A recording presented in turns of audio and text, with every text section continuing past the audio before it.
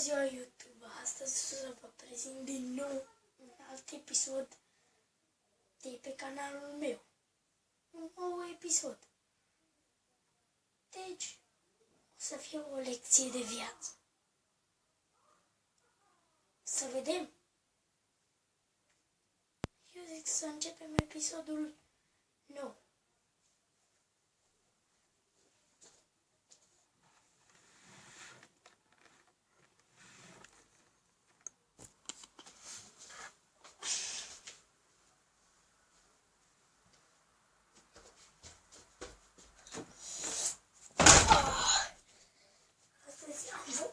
Astăzi am fost la mama lui Edi să mă joc cu Edi.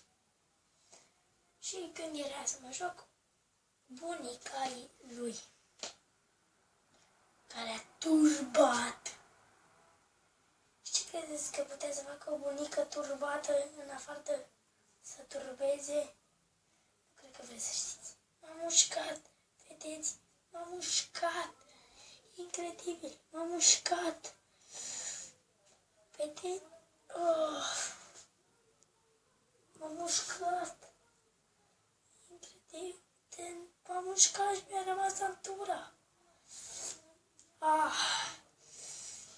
Asta e o lecție de viață.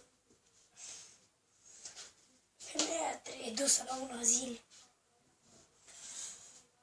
Nu mai pot.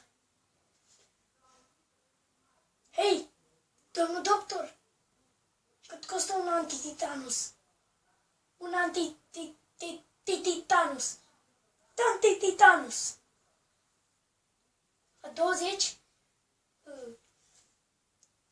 Mă duc că nu mai pot de durere.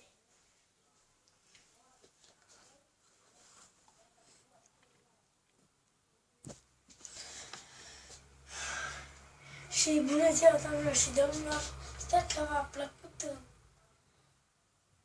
acest episod. Dacă v-a plăcut, îmi dați like pe pagina mea de YouTube, Alex Tița. O să mai pun și alte filmulețe, videoclipuri. Nu știu când o să-mi iau Xbox 360 cu FIFA, o să filmez și o să le pun pe canalul meu. Până atunci mai este. Sper că v-ați bucurat de filmuleț. Vă pup. Pa!